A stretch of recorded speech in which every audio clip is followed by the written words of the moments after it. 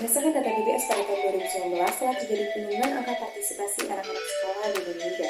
Sejak angka itu pada tahun 2022, tercatat bahwasanya angka anak putus sekolah di Indonesia telah mengalami kenaikan baik di jenjang SD, SMP maupun di jenjang SMA. Di tahun 2021 sendiri tercatat ini ada 1,12% anak-anak SMA yang mengalami putus sekolah. Namun, di tahun 2022 terjadi kenaikan menjadi 1,38%.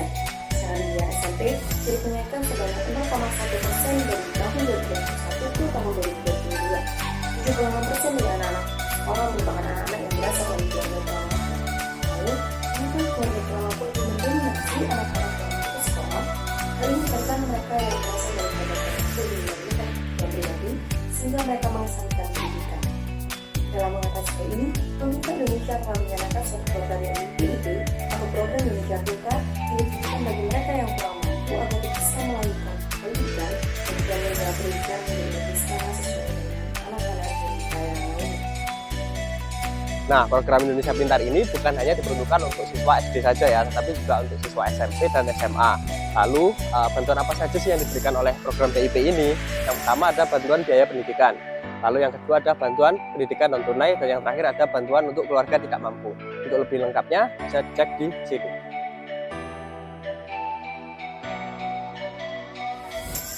Adanya program Indonesia Pintar telah memberikan dampak yang sangat positif bagi pelaksanaan pendidikan di Indonesia, khususnya untuk anak-anak yang berasal dari keluarga tidak mampu. Nah, berikut beberapa contoh hasil nyata yang telah diberikan oleh PIP. Yang pertama, PIP mampu meningkatkan partisipasi sekolah anak-anak yang berasal dari keluarga tidak mampu dari 95,36% di tahun 2016 menjadi 97,13% di tahun 2019.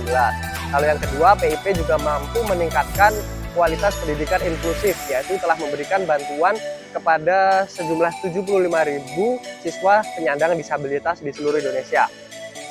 Lalu yang ketiga, PIP telah memberikan bantuan buku teks pelajaran kepada 13,5 juta siswa di seluruh Indonesia. Implementasi PIP membutuhkan peran aktif berbagai pihak, baik pemerintah, masyarakat, maupun swasta.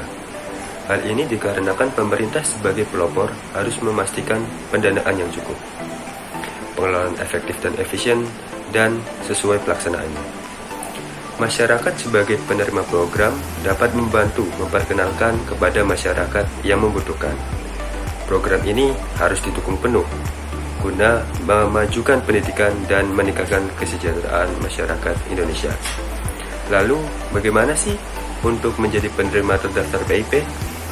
Pengajuan pendaftaran peserta PIP ini dapat dilakukan melalui Dinas Pendidikan atau sekolah terkait. Jika tidak memiliki KKS, maka kita hanya perlu menyiapkan SKTM atau surat keterangan tidak mampu yang diterbitkan oleh kelurahan atau desa, yang kemudian akan diajukan verifikasi oleh sekolah terkait. Untuk mengetahuinya, silakan lakukan pengecekan pada pip.kemendikbud.go.id dengan menginput NISN dan NIK siswa. Pemantauan pencairan dana juga bisa diketahui melalui website tersebut loh. Jadi, pastikan melakukan pengecekan untuk pencairan dana PIP ya. Pendidikan merupakan salah satu faktor penting yang mempengaruhi kemajuan suatu bangsa. Program Indonesia Pintar atau PIP adalah salah satu upaya pemerintah Indonesia untuk meningkatkan kualitas pendidikan di Indonesia, terutama bagi keluarga yang kurang mampu. Dengan program PIP diharapkan anak-anak yang berasal dari keluarga kurang mampu dapat mengakses pendidikan yang berkualitas dan merata. Dengan demikian, kesenjangan sosial di bidang pendidikan dapat diatasi dan diharapkan tercipta masyarakat yang lebih adil dan sejahtera. Dalam jangka panjang, program PIP dapat membantu menciptakan sumber daya manusia yang berkualitas dan berdaya saing tinggi yang dapat memajukan bangsa Indonesia di masa depan. Oleh karena itu, mari kita dukung program PIP dan berperan aktif dalam menjaga kelangsungan program ini. Dengan cara ini, kita ikut berkontribusi dalam meningkatkan kualitas pendidikan di Indonesia dan membantu menciptakan masa depan yang lebih baik bagi anak-anak Indonesia. Informasi lebih lanjut mengenai PIP dapat diakses di pip.kemendikbud.go.id atau telepon di hotline 177. Terkait informasi untuk pengaduan hal PIP juga bisa dilakukan setiap masyarakat melalui survei di pengaduan @kemendikbud.go.id.